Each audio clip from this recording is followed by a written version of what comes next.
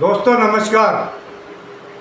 भारत में लोकतंत्र की क्या स्थिति है इसके ऊपर एक सीरीज में चालू कर रहा हूं और उसकी पहली सीरीज पहला एपिसोड आज आप देखेंगे।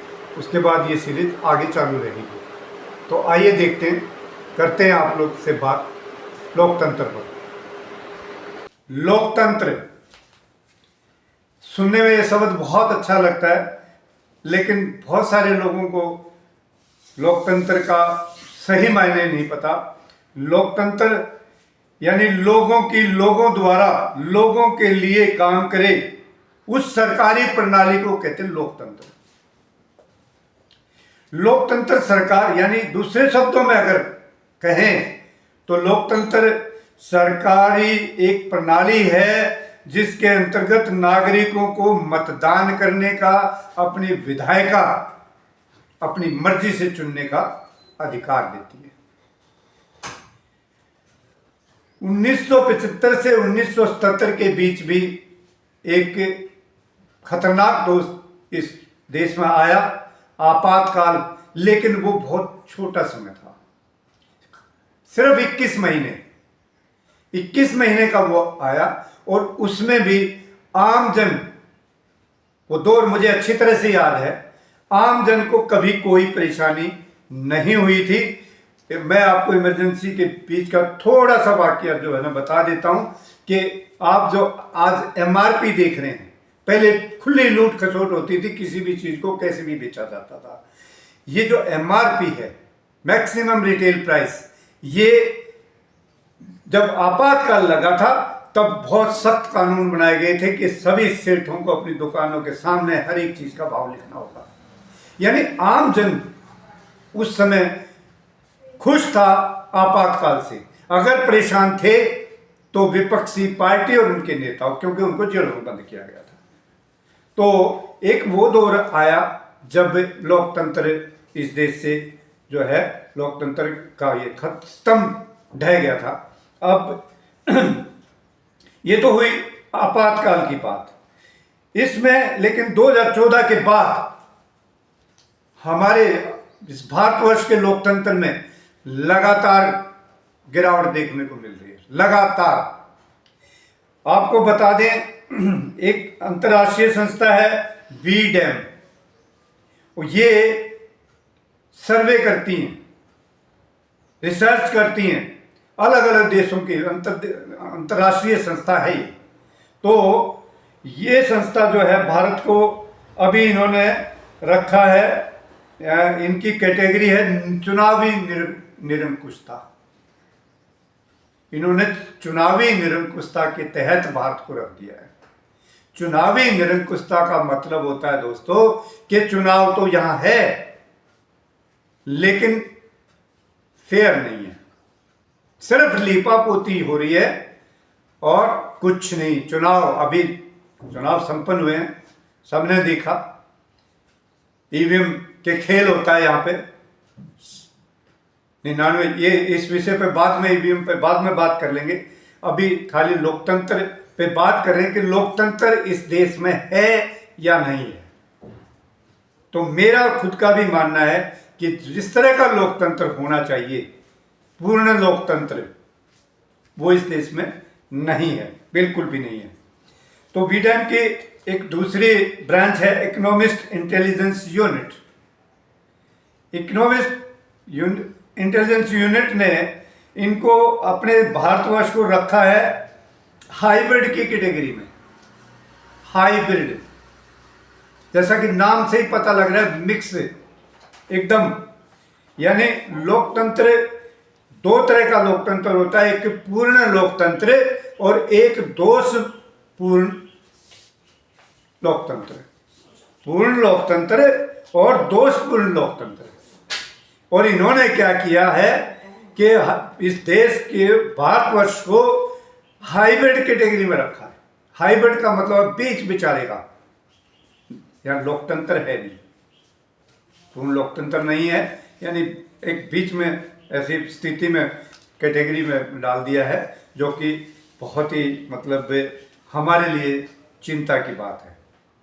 तो एक दुनिया के अंदर 8 अरब की आबादी है, जिसका 8 अरब में से 1.5 अरब यानी करीब 5वां हिस्सा दे दुनिया की आबादी का 5वां हिस्सा जो है ये इस तरह का मतलब देश, इस तरह के देश में हम रह रहे हैं और इस तरह का प्रकोप झेलने के लिए हम मजबूर हैं कि जहां पर लोकतंत्र नहीं है, पूर्ण लोकतंत्र नहीं है। 2016 में नागरिक स्वतंत्रता पर काफ़ी हद तक इस सरकार ने जो है प्रतिबंध लगाने की कोशिश करी। कुछ इस तरह के जो है ये कानून भी लेकर आए जिससे नागरिकों की स्वतंत्रता बाधित हुई है। तो दोस्तों, एक सिविक्स करके अंतर्राष्ट्रीय संस्था है, ये सर्वे करती है दुनिया भर के 197 देशों में, और ये अलग अलग कैटेगरी में सभी देशों को रखती हैं। इनकी जो कैटेगरी हैं वो मैं आपको बता देता हूं।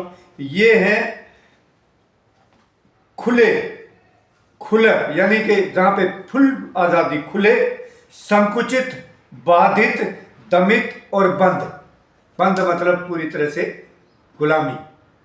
तो भारत को इन्होंने दमित की श्रेणी में रखा है। दमित का मतलब होता है कि वहां पर किसी न किसी तरीके से लोगों को दबाया जाता है, आज़ादी नहीं है। इसलिए मैं कहता हूं कि मैं इस बात पर डिस्कस करना चाह रहा था कि आप भी कमेंट करके बताना कि इस देश में लोकतंत्र है या नहीं है। तो इन्होंने दमित की श्रेणी में हमें रखा है। दमित का मतलब मैंने आपको बता दिया कि दमित होता है लोगों को किसी न किसी दबाव में रखना, और ये ऐसी स्थिति बनी है इस बार कि हम जो है मतलब पाकिस्तान, बांग्लादेश और श्रीलंका से भी निचले स्तर तक पहुंच गए हैं। ऐसी स्थिति में हमारे को जो पहुंचा दिया, इसकी वजह क्या रही, क्यों ये इस तरह का इन्होंने कि हमारे को रेटिंग दी है। 2019 में इस संगठन जब भारत को बाधित की श्रेणी में डाला था तो उसका मतलब ये था कि सत्ताधारियों की आलोचना करने वालों पर निगरानी रखना। ये सरकार जो भी सत्ता के खिलाफ बोलता है उसकी निगरानी रखते हैं और उसको किसी ना किसी तरीके से झूठे सच्चे केसों में लगाकर जेलों में डालने का काम करते हैं। इस तरह की जो है मोदी सरकार कुछ ऐसे कानून लेकर आई। पहले देशद्रोह का कानून था, राजद्रोह, उसकी जगह पे 2023 में खाली नाम बदला है लेकिन है वही देशद्रोह है। यूएपीए है जिसको हम गैर कानूनी गतिविधियां रोकथाम कानून बोलते हैं, यूएपीए है। उसमें जबरदस्ती बिना वजह किसी को भी उठाया और डाल देते हैं। इस वजह से जो है ये स्थिति पैदा हुई कि दमित जैसी श्रेणी में ये भारतवर्ष आ गया है। अगर 2010 से 2021 के बीच के राजद्रोह के मामलों की बात करें तो 28% की बढ़ोतरी हुई है, 28% टोटल। लेकिन अगर 2015 और 19 के बीच के यूएपी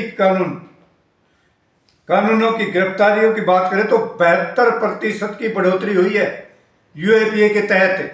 और ये 72% जो बढ़ोतरी हुई है उसमें भी आपको बता दें, इनमें 98% लोग ऐसे हैं जिनकी कोई जमानत नहीं, अभी तक कोई जमानत नहीं, कोई ट्रायल नहीं, कुछ नहीं, लोगों को उठाया जाता है और जेलों में बंद। ये वजह रही कि जो सिविक्स जैसी संस्था भारत को दमित की श्रेणी में डाल रही है। ये हमारे लिए शर्मनाक परिस्थितियां हैं। रिपोर्टर्स विदाउट बॉर्डर्स इस संगठन के अनुसार भारतीय पत्रकारों को जान से मारने तक की धमकी दी जाती है और ये काम सरकारी तंत्र के तहत चलने वाले ट्रोल आर्मी का है। ये ट्रोल आर्मी एक बहुत करोड़ों में जो है ना वो दो रुपए के ट्वीट करने वाले भर्ती कर रखे हैं, जो इसको कहते हैं ट्रोल आर्मी। वो ट्रोल आर्मी सरकारी संरक्षण में धमकियां देती है पत्रकारों को। आप लोगों ने देखा होगा कि एनडीटीवी के साथ क्या हुआ है बीबीसी के साथ क्या हुआ, आपके टाइम्स नाउ एक न्यूज चैनल है, अगर 2020 की डिबेट्स में देखें तो 3 महीने तक एक भी शब्द सरकार के खिलाफ इस चैनल पर नहीं बोला गया। एक भी। आप चैनल चलाते हैं, पत्रकारिता चलाते हैं, सरकार की कमियों को उजागर करना ही तो पत्रकारिता का धर्म है। सच के साथ रहोगे, ताकत के साथ खड़े होगे तो ही तो पत्रकार कहलाओगे। मैं तो पत्रकार नहीं, लेकिन फिर भी मैं हिम्मत रखता हूं सच बात कहने की। तो एनडीटीवी के साथ क्या हुआ, बीबीसी ट्विटर वालों के साथ क्या हुआ, ये सब आप लोगों को पता है कि किस तरह के हालात यहां पर बनाए गए। आपको बता दें 2009 से 2014 के बीच संसदीय समितियों ने 71% विधेयकों की जांच की थी। यानी जो संसद के अंदर बिल आता है उसको संसदीय समितियों तक भेजा जाता है और वो उसके ऊपर जो है ना चर्चा होती है। वहां पे संसदीय समितियों में, इनको मिनी जो है पार्लियामेंट भी बोला जाता है, वहां पे 71% जाते थे। कब? 2009 से 2014 के बीच, और 2014 से 19 के बीच ये प्रतिशत घट के 25 हो गया, और 2019 के बाद तो ये 13% बिल ही संसदीय समितियों में पास करने। यानी विधायी ढांचा जो है, विधायी ढांचा भी इन्होंने ध्वस्त कर दिया है पूरी तरह से।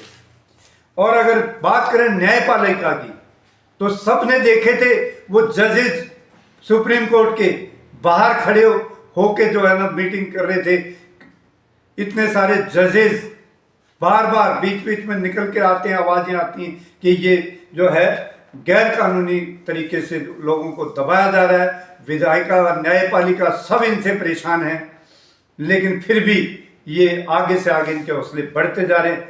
अब चुनाव खत्म हुए हैं, ईवीएम की धांधली 19% बैटरी, इस पर बाद में बात करेंगे डिटेल में। लेकिन मैं ये कहना चाहता हूं कि इन्होंने जो है इस चुनावी प्रक्रिया को भी पूरी तरह से हैक कर लिया है, बिल्कुल बर्बाद कर दिया है। मैं आप लोगों से चाहूंगा कि आप कमेंट करके ये बताएं कि इस देश में लोकतंत्र है या नहीं है।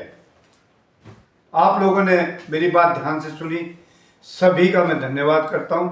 जय हिंद, जय भारत।